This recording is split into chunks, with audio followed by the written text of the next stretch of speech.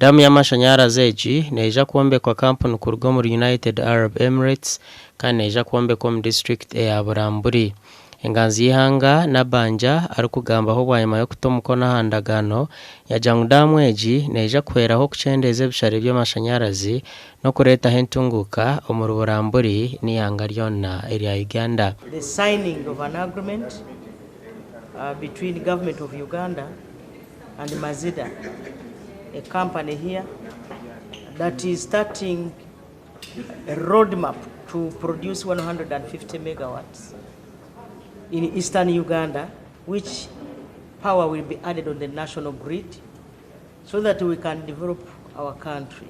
Abebembezi batara bamwe na bamwe nibo bajwekire Uganda kandi Minister w'amashanyarazi n'eby'obwiga bwo mu itaka nagira project egi neija kweraho government okureba ko emyanya endijo omu ihanga yakubasa kuganyirwa mu nkora nkeegi. This roadmap is following up on the joint development agreement that we signed with Mazda to develop 1,000 megawatts of solar power in Uganda. But they cannot begin the development of all the 1,000 because it will require, first of all, to do the grid study to see whether our national grid can take on all the 1,000 megawatts.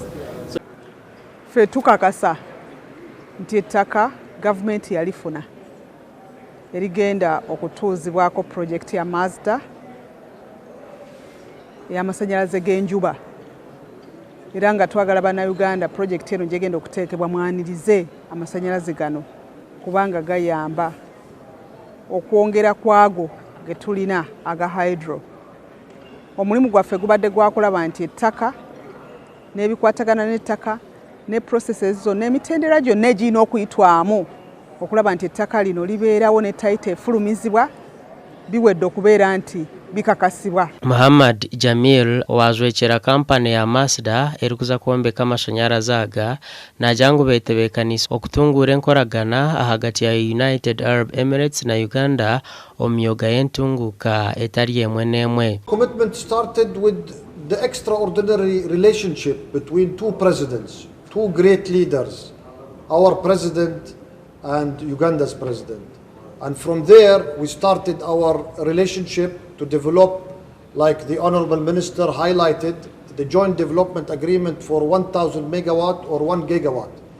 And today is a major milestone moving forward the progress of that JDA. And hopefully, like the Prime Minister has highlighted, this is a very important step. Bwanyuma y'ebyona enganzi y'ihanga yabuganaho abakuru kuruga muri Nile and Bin Hamal Hydro Export company erikuza kusiga empiha omu Uganda kandi yabagambira ko emigisheri omu Uganda wakorera mu by'emishuburo.